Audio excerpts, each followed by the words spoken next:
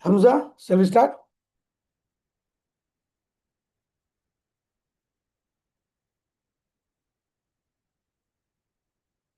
Yes, give me a minute. I'll start the meeting. Hamza seems to be having a difficulty with this internet. Okay, fine. Just give me a minute. I'll start the meeting. Okay, please.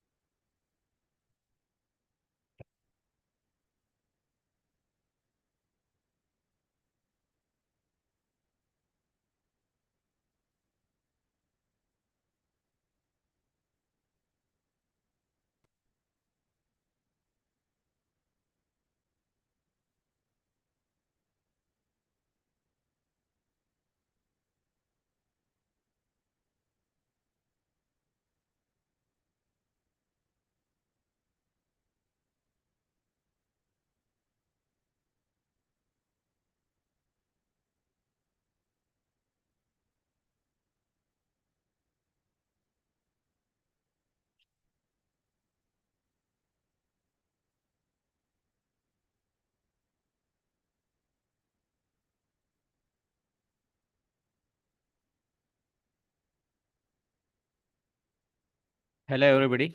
Hope you can hear me and see my screen. Yes, visible. Yeah, go ahead. Okay, great. Welcome all and pardon us for the delay. And we'll start the webinar right now.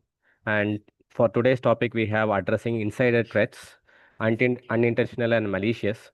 This is something that is very important in today's world, where most of the employees are working remotely, and also due to the usage of multiple tools and stuff, we don't know whether there could be an insider amongst our own uh, self who might be our friends, but still they might be giving the information to competitors or other criminal entities.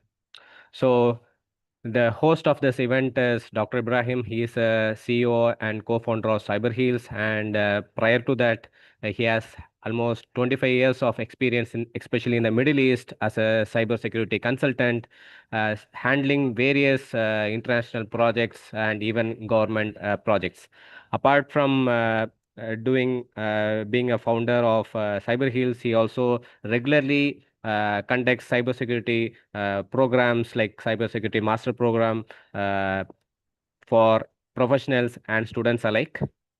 And the various certifications that he holds is you can see them in the screen. And these are the different vendors and different companies that he has worked in the past, which almost can really show you the depth of experience that he has. And these are the recent events that we participated in, like being an expert tech ambassador for JITEX, and the most recent one is AI and GRC workshop that was held in Malaysia. So we do participate in our time to different events to ensure that people around the world are equipped with cybersecurity awareness.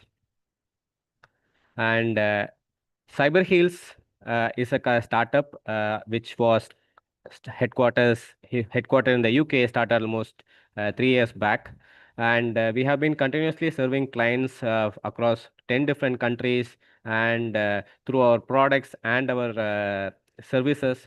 And what we actually stand out is, apart from our professional services, we are a product led company with AI and big data baked in the core.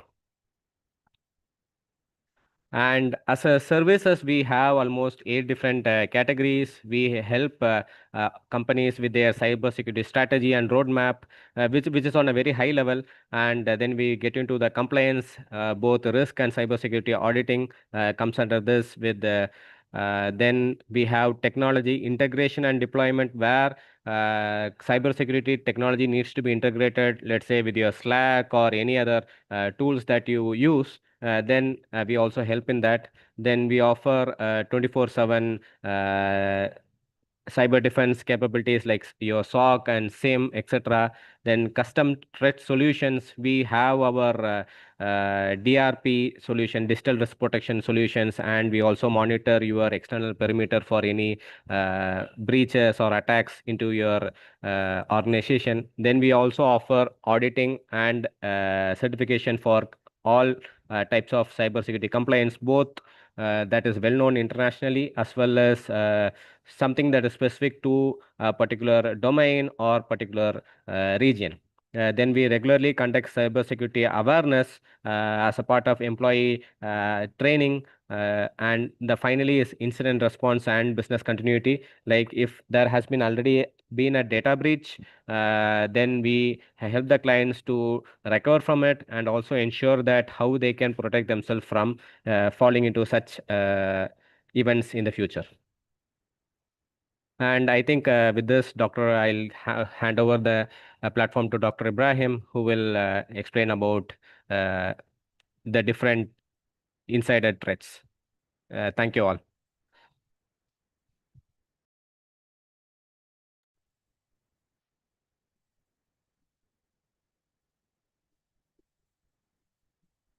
Thank you, Koja. I think hope you're all able to see my screen. You can give thumbs up in the chat box. Yeah, yeah. Are you able to see my screen and my audio? Yes, I can see your screen and I can hear you well. Very good. Okay, thank you. So today is something very important topic because most of the time we always talk about outsiders when it comes to cybersecurity. We always think about hackers coming from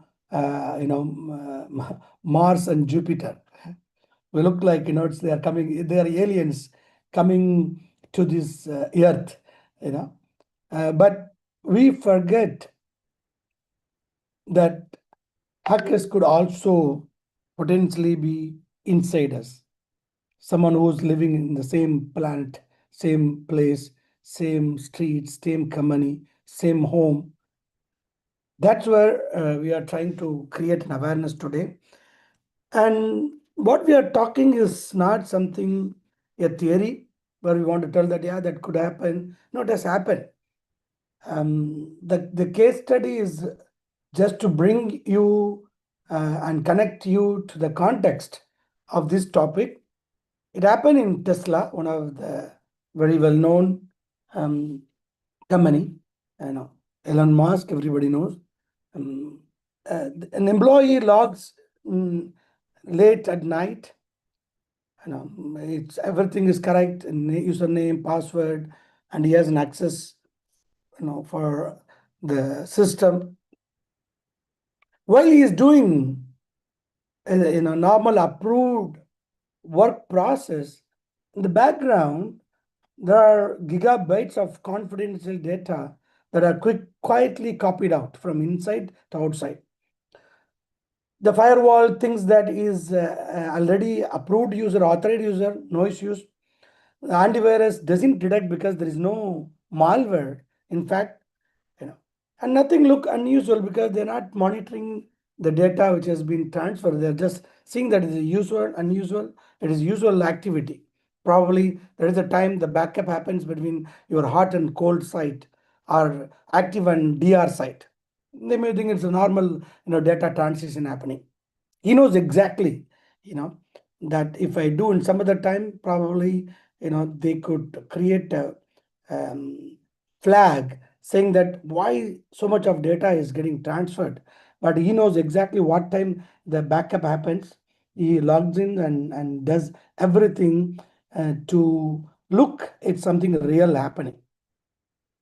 So by morning, the leak is complete. Customer data are exposed, regulator alerted, reputation damage. It all happens in a simple time. The attacker wasn't an outsider, someone who was insider using legitimate credentials. So there's nothing to do with your firewall, your SIM, SOAR, all of them. There's something which is, insider who did this. This is the connecting point. Now, let me ask you, if you are someone who are in charge for the cybersecurity, and as a CISO or cybersecurity team lead of Tesla, what action you would have taken? Can you share in the chat box? I'll give you 30 seconds quickly. What action you would have taken? I'm not asking you to what action you have taken to prevent, but I'm asking what action you would normally do after such incident happens. Because we are in panic mode. Is that right?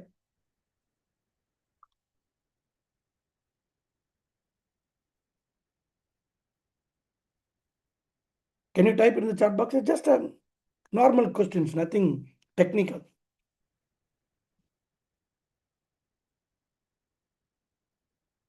Manimar and Harsh, Leela, Abdul Jabbar.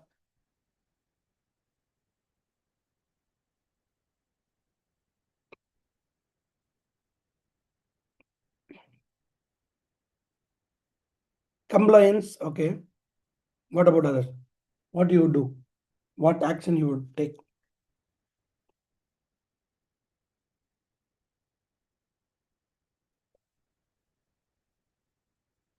Security incident, yeah. You will raise up a security incident. You will report to the compliance officer. You will alert, right, everyone in the office.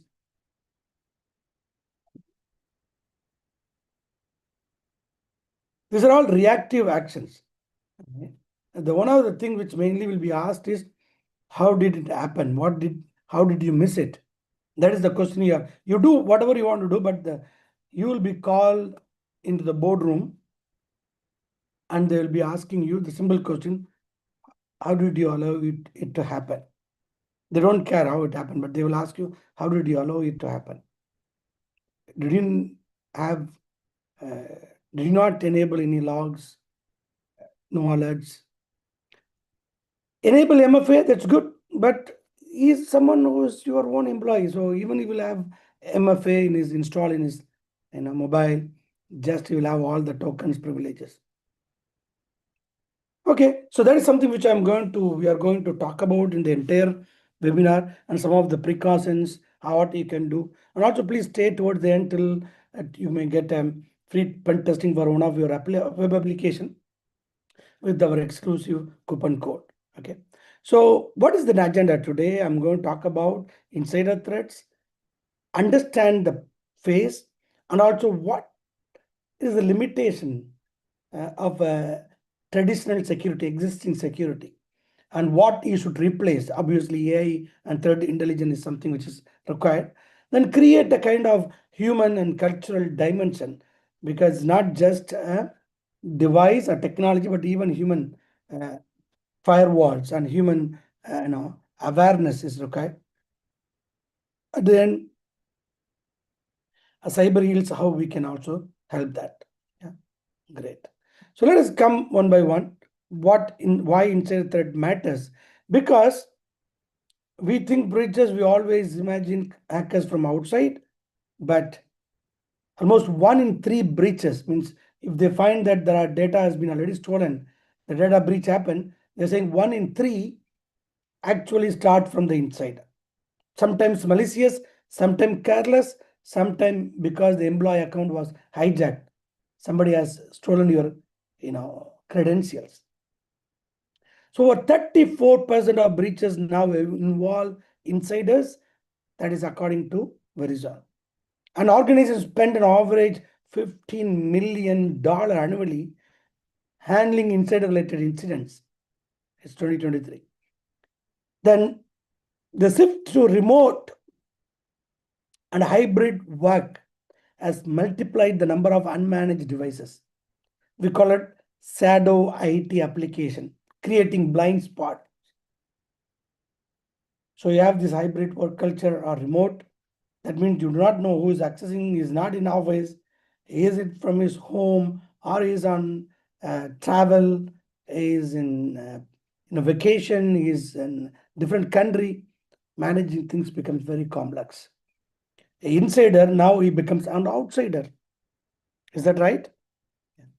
Unlike outsider, insider, it's easy to bypass firewalls, perimeter defense, because they have all the access, legitimate access, VPN, MFA. privilege. So it is even difficult, or it's made them uniquely dangerous. They are dangerous, but it uniquely dangerous.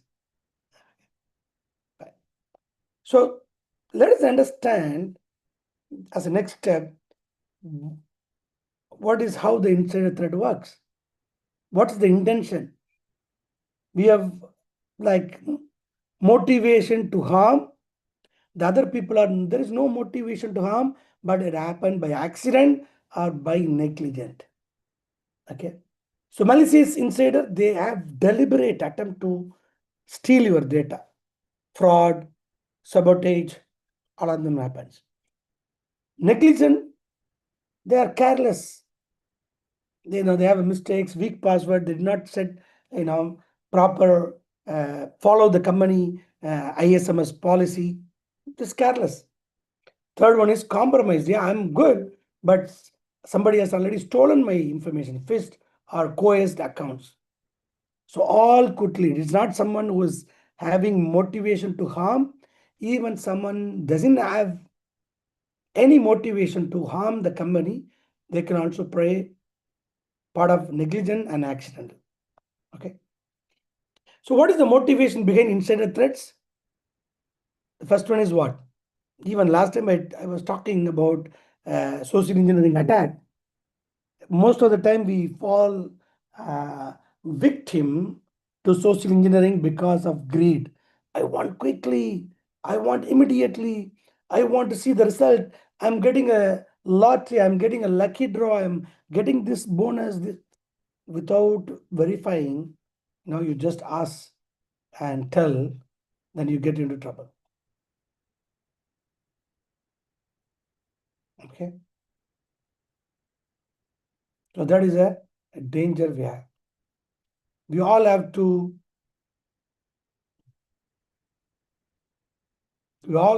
be very careful when something comes.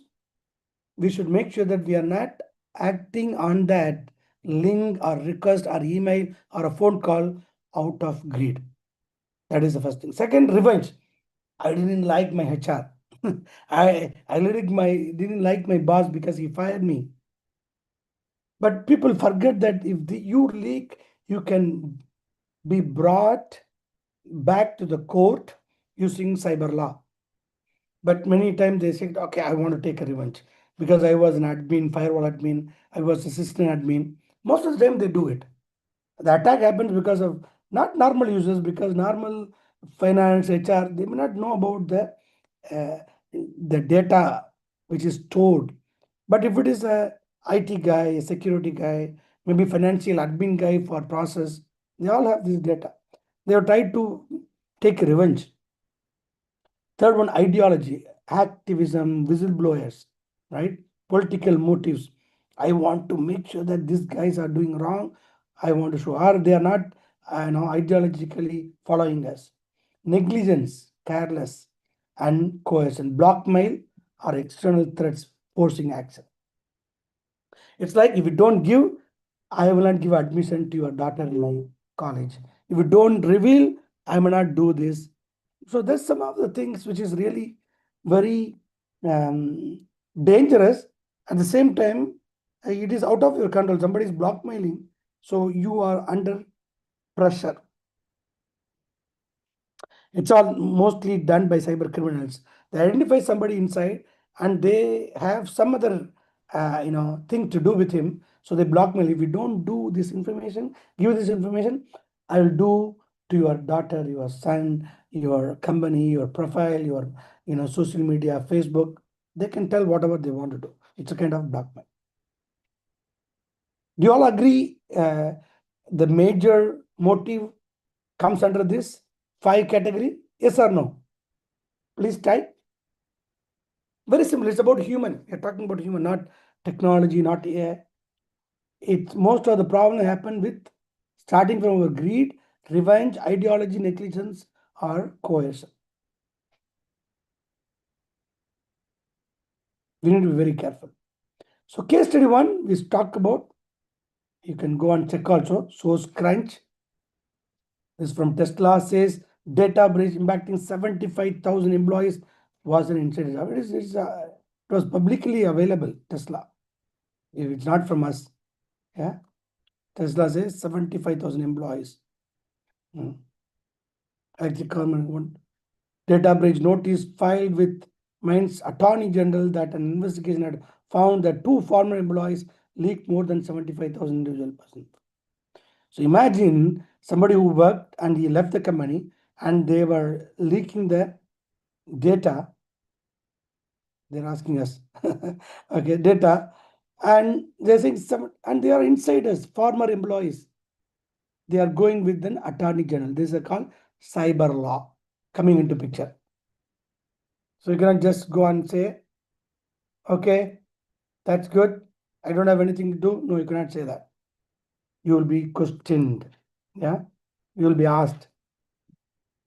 So 100 GB of confidential data leak was discovered when journalists received file, later tracked back to internal sources, triggered data loss prevention alerts, which flagged unusual transactions. So they also had data DLP.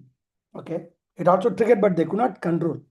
Okay, in that IP, intellectual property, about the manufacturing process was leaked.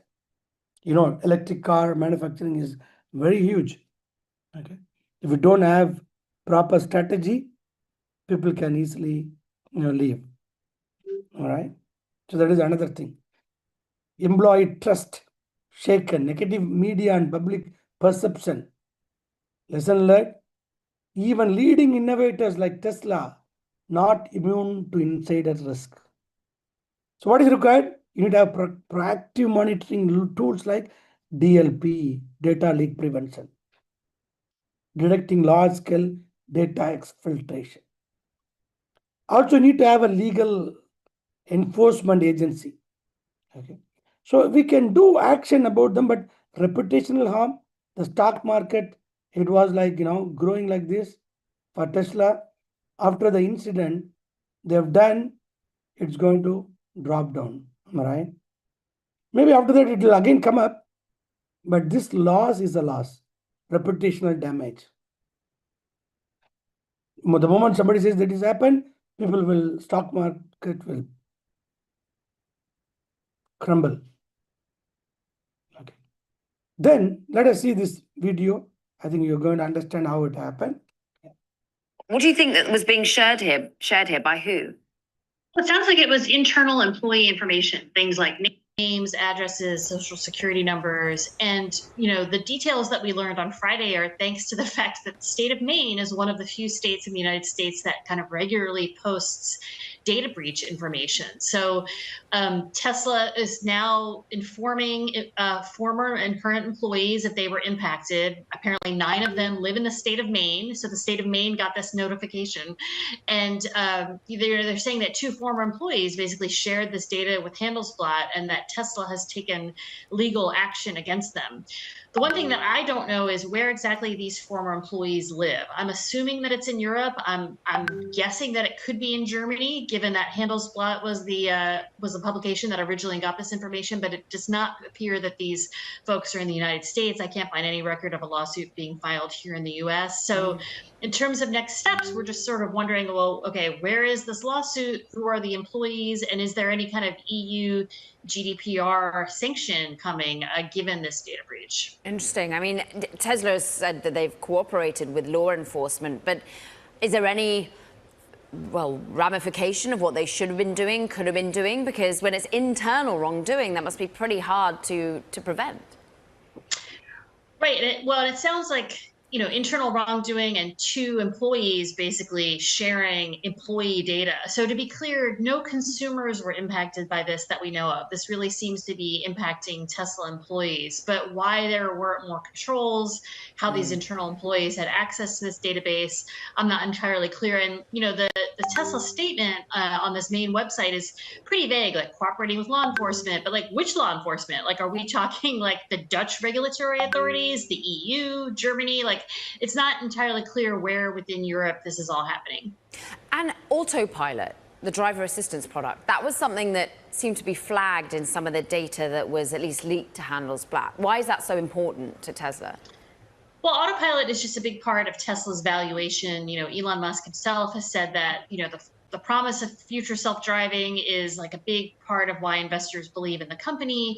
And this data breach covered all kinds of things. What we learned on Friday is really more just about the employee information. But yeah, I mean, autopilot is of huge interest to investors, and it's a big differentiator, right? Like, electric vehicles are now becoming more common, but Tesla's autopilot. Okay, so I think the idea I want to convey here is not about the Tesla, but you've heard about all this video is talking about this. You can see here, immune. They are not immune, proactive, reputational harm, and he talked about intellectual property. So this is a kind of problem everyone is going to go through, when you are having insider threat. It's very, very difficult to control. Okay, that's something which all of us have to understand. Now let us get into the next one. Case study: Twitter, again insider attack, 2020. Okay, so what was the problem? Attacker socially engineered Twitter employees. So he tricked them. It's not something like, we saw three motives, three cases. One is motive to harm. Another one is accidental. Another one is they fall victim, to social engineering. Okay, negligent and accidental. So this case study is about what?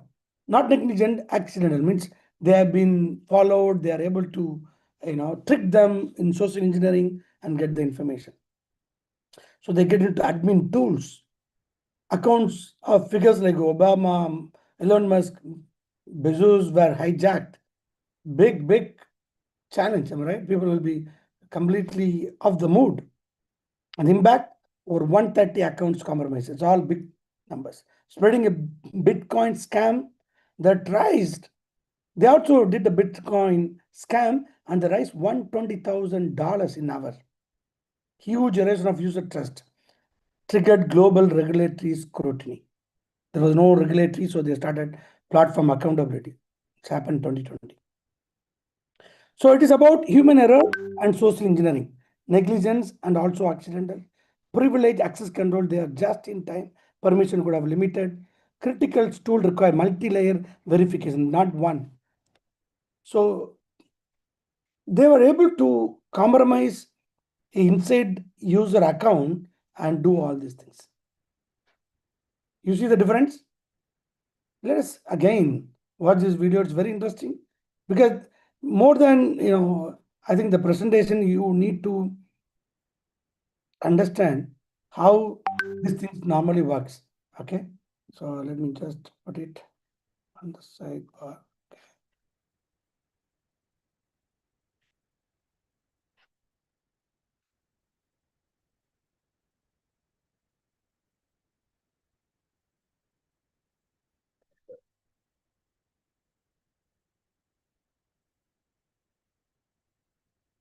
One second, let me just disable the pointer.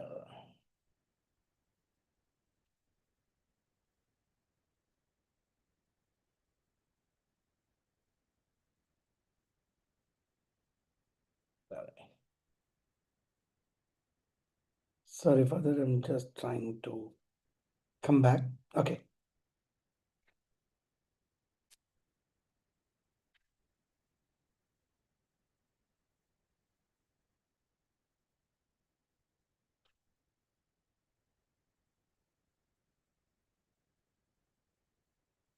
Okay. Twitter has unveiled a plan to remove thousands of accounts linked to the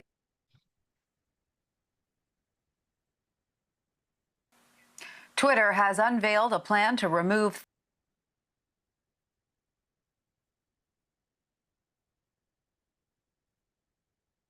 I'm not sure. Okay. Twitter has unveiled a plan to remove thousands of accounts linked to the conspiracy group QAnon on its platform. The company tweeted Tuesday, "We've been clear we will take strong enforcement action on behavior that has the potential to lead to offline harm." In line with this approach, this week we are taking further action on so-called QAnon activity across the service. So far, Twitter has removed more than 7,000 accounts with ties to the group. Followers of QAnon are often seen at Trump rallies and believe there is a deep state effort to take down the president. Twitter estimates there are more than 150,000 accounts worldwide associated with the group. While Twitter works to combat the spread of disinformation on its platform, an investigation is underway into last week's data hack on the social media network. The New York Times is reporting a group of young hackers infiltrated Twitter's internal servers using stolen employee credentials. Once in, they posted to several prominent accounts, including those of Barack Obama, Kanye West, and Jeff Bezos. The posts were part of a large-scale Bitcoin scam, asking followers of the accounts to send Bitcoin to a specified address. In total, more than 130 accounts were compromised, and data was downloaded from 8 accounts, which could include users' private messages. On Saturday, Twitter released a statement saying, quote, "We are embarrassed rapidly approaching. There are new concerns about the damage bad actors could have on the election." CNET. Okay. So the message is very clear. It could even change the election result. It was happening. So it was hacked. They were doing, asking to send money, bitcoins. Do you know why they used bitcoins? Anyone? Can you guess? You saw Tesla, Twitter, but my question is why they asked to transfer money in bitcoins? Guess? Yes, you cannot trace it, right? Bitcoins, you do not know because all cryptocurrencies. So one of the reason when they do, they use bitcoins, cryptocurrencies for this. Okay. And same way, it's not an NSA leak. There is another, US global surveillance practices, signing diplomatic relations, NSA National Security Agency. So we can have more case studies, but this, I hope this is enough. You know about big companies like Tesla, Twitter, NSA, all have gone through insider attack, isn't it? Let us get now into anatomy of an insider attack. What are the steps? First, they access the credential, then they escalate to become someone who is a super user or admin user. Third, they start taking the data, like sensitive data, intellectual property, using email, USB cloud, and then they come back, they make sure that they delete all the logs from your SIM, your Active Directory, your log servers, anything which could potentially leave a footprint, they would make sure that it's all got deleted. Okay. So this is the anatomy of insider attack. Why detection is difficult? Because we know they are insiders. All right. They have the legitimate username, password. They know how it works. They know what time they have to do. Everything they know. Error versus malice. All right. Blends with daily workflow, file success, logins, emails, SOC alert overload. SOC, you have SIM, but it's too many messages, false positive. All right. So insider means it not going to focus that much unless there is a major, behavior change. So normally the insider threats detection is difficult, challenging, and also it's very difficult to find insider versus outsider. The outsider attack, they do normally brute force. They try to guess password. They do phishing, malware to break in. That is outsider. Whereas insiders, they have everything, valid login, misuse of trusted access. Blended threat, it is like combination of both. Outsider compromise employee and they become insiders. So I'm an outsider, but I take your access. It's like proxy. Am I right? I take your access, then I access like a normal employee, like an insider. That is called blended threat. Okay. So limitation of traditional security. why Tesla, Twitter, all of them, they're not able to, contain or stop this. Major companies are not able to stop. Let us see the limitation. So traditionally security gaps. Why? Firewalls stop outsiders, not insiders. I think insiders are already past perimeter. You cannot block the port because they have to work. SIM over, too many alerts, little context of intent. Endpoint AV limit detects malware, not credential misuse. How do you know that somebody else is using my username password? Do you think the antivirus can detect that? No, it will consider that you are using it, right? So that is the endpoint AV limits, all of them is there. So what's happening now is something different. AI and threat intelligence in action. They are bringing artificial intelligence and threat intelligence together to stop such activities. Let us watch few. The most important thing for insiders, along with SIM, they use now, it's called UBA. Have you heard about it? How many of you heard about UBA? User and entity behavior analytics. So it's not based on malware, even the behavior. Like every day I come to office, I access mail from 9 to 12 a.m., 9 a.m. to 12 p.m. and I hardly download, maybe maximum 1 MB file, or 1 MB is my bandwidth limitation. Maybe I download 1 GB of data. But all of a sudden, Ibrahim coming to office is logging in from 2 p.m. to 3 p.m., downloading 10 GB file using 100 MB of network bandwidth. Is it same or different? It's completely different. Is that right? Behavior change. Do you agree with that? Manimar and Abubakar? Yes or no? My behavior, the way I work every day in office has changed. That's called user and entity behavior. This cannot be detected by firewall, antivirus, SIM, SOC. No, it has to be UBA. This is the new tool. Learns what normal look like for each user device and do a benchmarking. Then unusual logins, data transfer, access patterns flagged immediately. If there any change, it flags. And also context. So activity across endpoints, apps, and networks. So if I am a financial user, admin, I shouldn't access the HRMS. Is that right?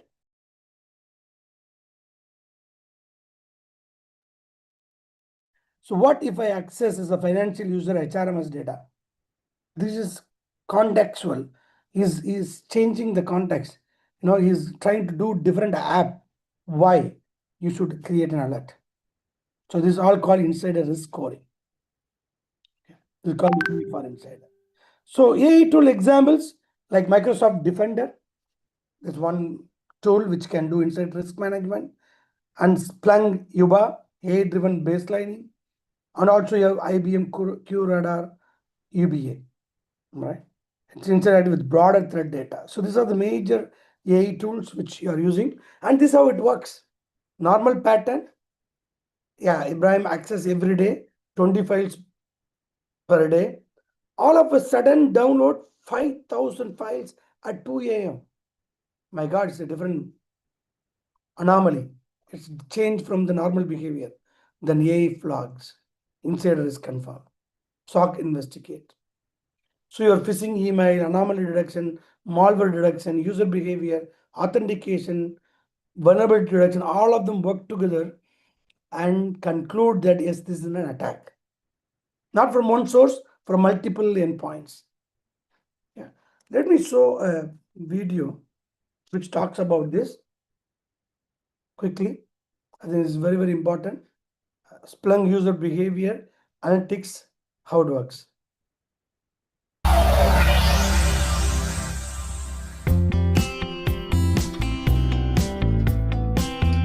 Today's enterprise encounters two types of threats: cyber attacks and insiders.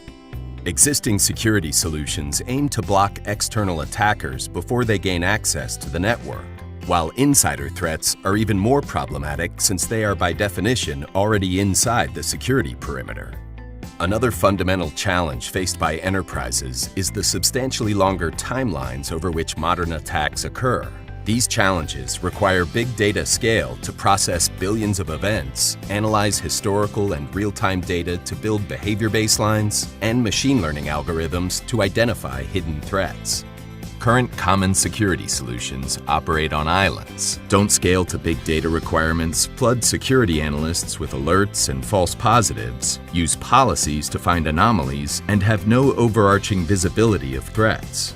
Splunk User Behavior Analytics is an out-of-the-box solution that helps organizations find unknown and hidden threats using big data as a foundation, data science, and unsupervised machine learning.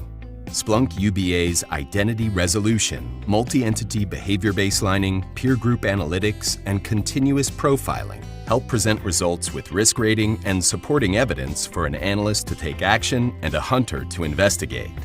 Splunk UBA's deep learning helps organizations combat IP theft, data exfiltration, privileged account abuse, lateral movement, and a lot more. Splunk UBA, designed. This is one example. Similarly, you have from,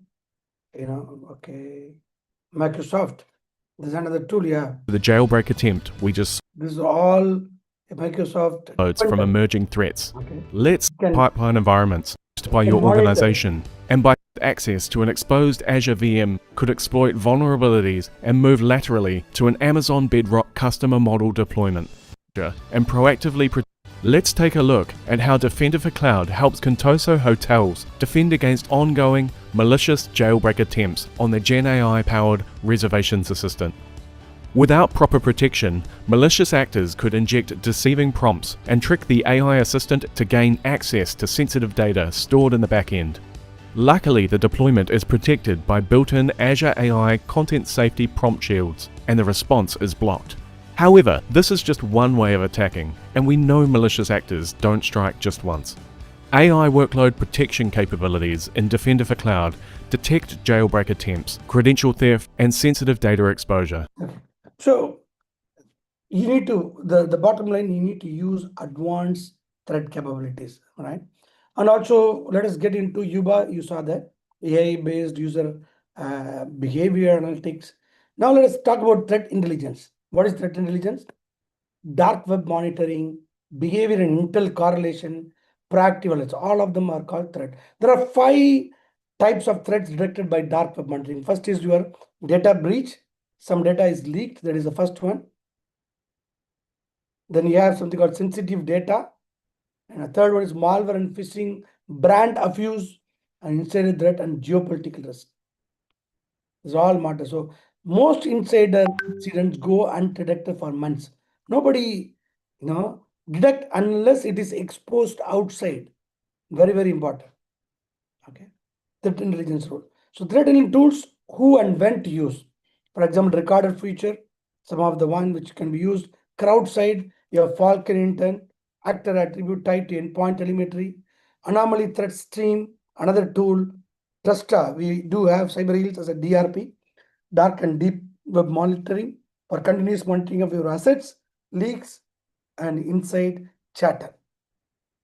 You need organization specific alerts like domains, codes, docs, surface into incident response playbook. We can help with that. So we are already working along, competing along with record feature anomaly and CrowdStrike, but focused on organization specific alerts. Yeah. So another case study, banking insiders. A bank employee attempted to sell customer data, detected by threat intelligence team, fortunately.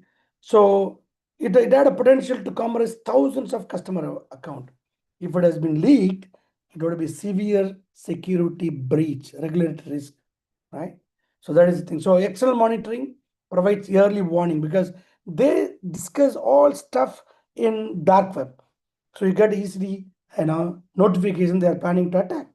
Threat intelligence. Quick intervention can contain damage before escalation. Yeah. So what is required? Modern day defense layers. You need zero trust access. I think we have talked about this before. Verify every request. Just in time privilege. Don't give privilege. When they come, enable it. When you know that the work is done, disable it. Right? Immediately, bring it down. MFA everywhere. multi-factor authentication, AI, deep learning, and threat intelligence. All three are important. AI-based UBA, data leak prevention, and threat intelligence. Three of them are required for behavior, block exfiltration, enriched with dark web signals. This has to work together. So data loss prevention. I think many of you have come across a lot of products, data loss prevention or data leak prevention we call. So before and after scenario, before finance user bulk emails to personal Gmail. He can send thousands of his email to his Gmail. But now after that, it's a no, it's a personal, you are sending financial data to a Gmail account, you should not do it. It will immediately block it. Same way, content inspection, it does labeling, whether it's a personal information, intellectual property, contextual like external domain, internal, SaaS, also user coaching page plus stock ticket in block. So this is called DLP, which is available. Then also we have privilege access management, PAM. Why? For just in access. How you should escalate the privilege from normal user to admin user. Once the work is done, you bring back. So it is very, very crucial. Like JIA, just in time, just enough access for admin task. Even if it is admin, only that time I will give access. And record the entire session so that you can know who has done what. Break class accounts vaulted with approvals and rotation. Don't do domain admin rights for convenience, permanent domain. No, don't do that. Then finally, zero trust framework. Very, very important that zero trust the device, network, workload, people. Okay, very, very important. You're not just a device alone, everything. Never trust, always verify. Similarly, you have also similar thing in cloud where they create shadow IT. They can also misuse the Google Drive, Dropbox, or Slack with uploading confidential files from your cloud to their personal Dropbox. So that is another risk we have. So deploy something called Cloud Access Security Broker. We call it as CAS, Cloud Access Security Broker, to monitor. This is the AI powered mechanism. It can monitor the user activity, block if somebody is transferring the data from cloud. If it is not supposed to happen, then it can block, and also create notification like Netspoke, Prisma, Zscaler. All of them are used in cloud insider risk. Similarly, there was a healthcare case study. More than 50,000 patient records were accessed and triggered 1.2 million HIPAA fine against the organization. Yeah. So they should have an AI-driven monitoring, DLP, to protect. So finally, the main idea of insider threat protection is about human and cultural dimension. Always culture of trust and accountability is very important, but you have to discourage any malicious actions, right? And also encourage people to come and report. Don't close the door like whistleblower channels, so that anonymous reporting should be there so that you can know what is happening. No blame reporting. Okay, if somebody is doing a mistake, don't try to blame him, rather tell okay why it happened and encourage him and try to solve the problem. And finally, training and awareness. Okay, recognize the subtle risk, phishing simulators to train, and also gamify learning, micro courses to keep security top of mind, tools to consider, know before, proof point security awareness, all can be used to train the employees. So finally, you need to have AI plus human strategy. AI has strength, analyst strength is applied judgment, investigates intent. Combined, both AI and the SOC analyst together will have faster detection, smarter response, and reduced alert fatigue.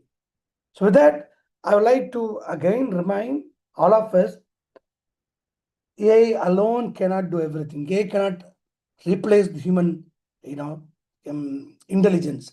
We need to work together to combat the modern cybersecurity attack, including the insider threats. With that, I would like to pass on the presentation to my colleague to talk about what we do, how we can get help from our DRP solution for dark and deep web. And thank you very much for being patient to attend. And if you have any question, please type in the chat box, or you can also share that your feedback in the LinkedIn. They will share it. You can put your comments on the LinkedIn as well.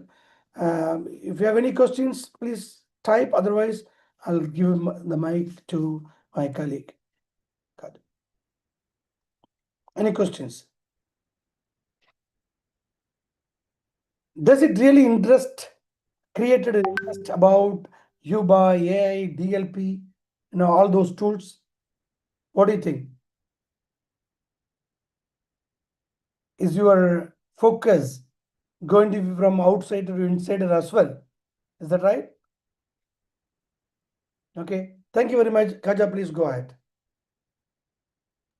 Okay, Dr. Ibrahim, thank you for the wonderful webinar. I'll close it now with the final few slides.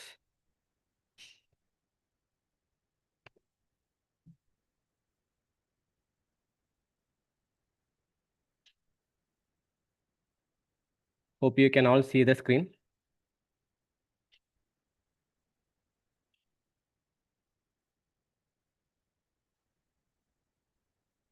Can you confirm?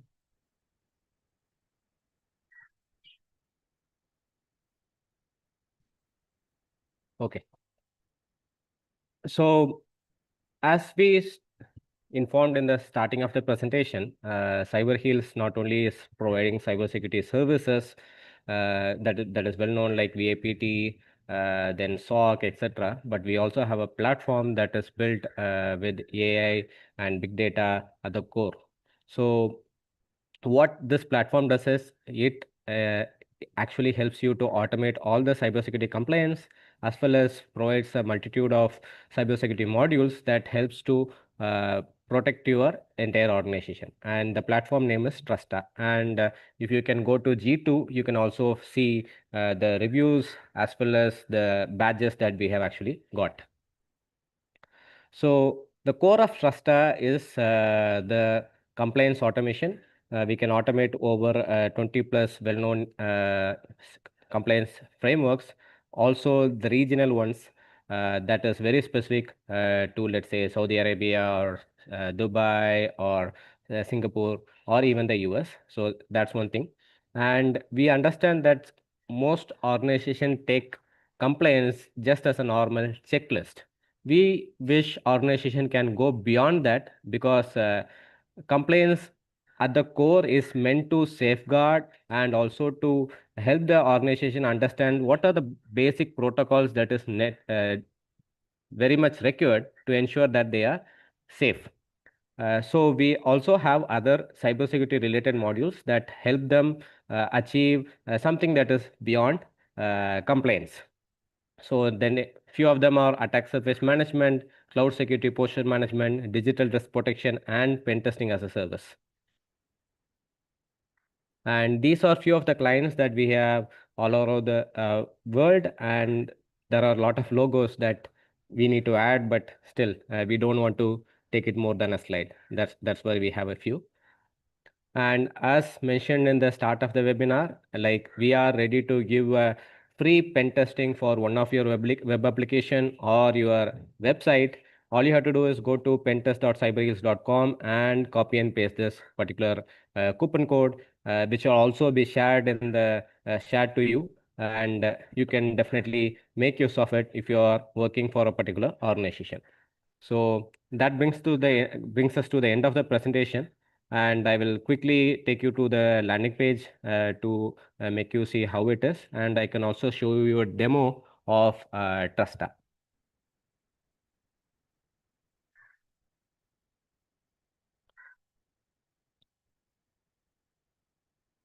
So this is the landing page for getting your free web app or website under pen testing. So this completely free. We'll complete the testing, and we'll also share you a report followed with a comprehensive meeting with our cybersecurity expert team to help you understand and also remediate those vulnerabilities that are actually found out. So all you have to do is copy and paste the coupon code over here, and you will get $1,000 worth of pen testing for free. See, it becomes 0. So I definitely recommend you to make use of it. You will receive an email, and our team will do an OSINT about yourself as well as the company to ensure that you are authorized to recommend such a pen testing. And if it is cleared, then we'll start the pen testing and we'll share you the report. Next, I will show you the demo of Trusta. Just hang in a minute.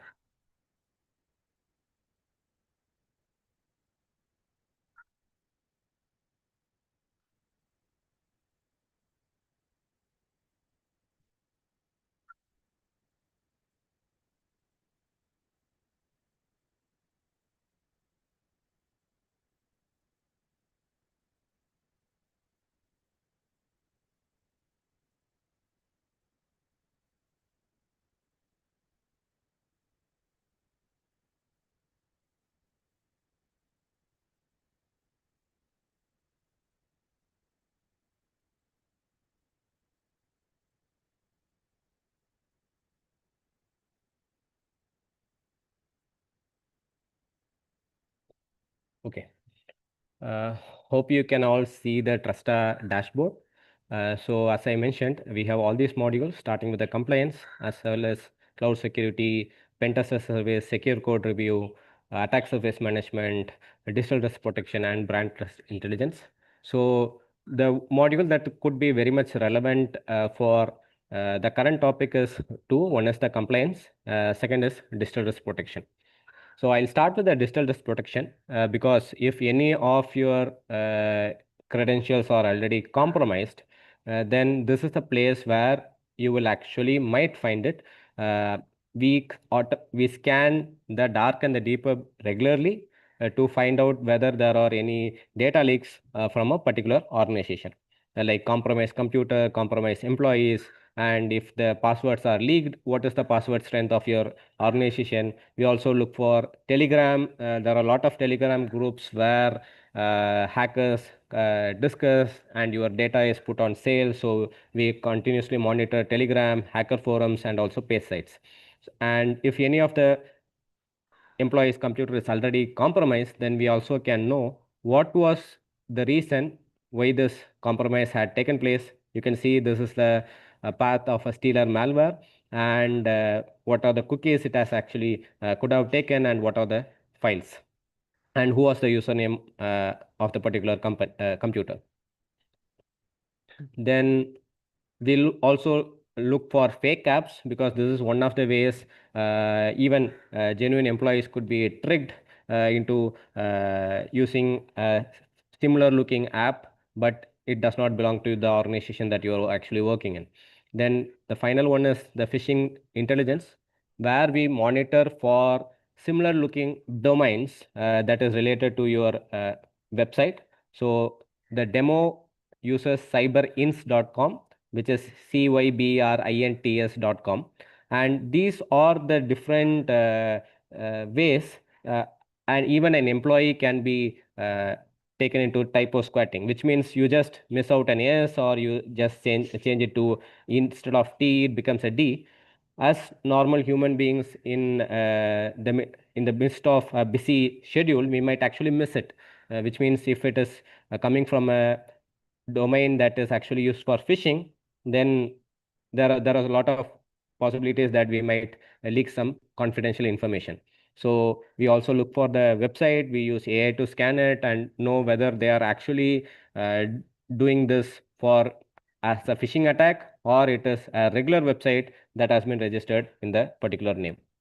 We also monitor your social media handles because any negative review can not only cause reputational damage, but also can cause financial loss if the company is already listed in the stock exchange. And a hacked employee account is definitely enough to bring the whole company down. Then the next one that is relevant to our module is compliance, because if the basic compliance is already used by your organization, then it means that you are 90% safe, because all the compliances focus on not just the external hackers but also the internal awareness of the employees, what is required, how should they save the data, how should they share it. Everything is covered under this, and you can actually monitor more than one compliance, which makes the entire process of getting a compliance and managing them over a period very easy. So I think that's with the presentation and the demo. If you have any doubts, please feel to ask me. If not, we can end the meeting. You can also raise the hand. I'll unmute you.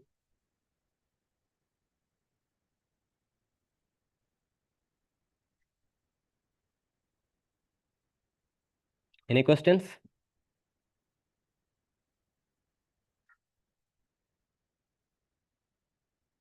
Okay.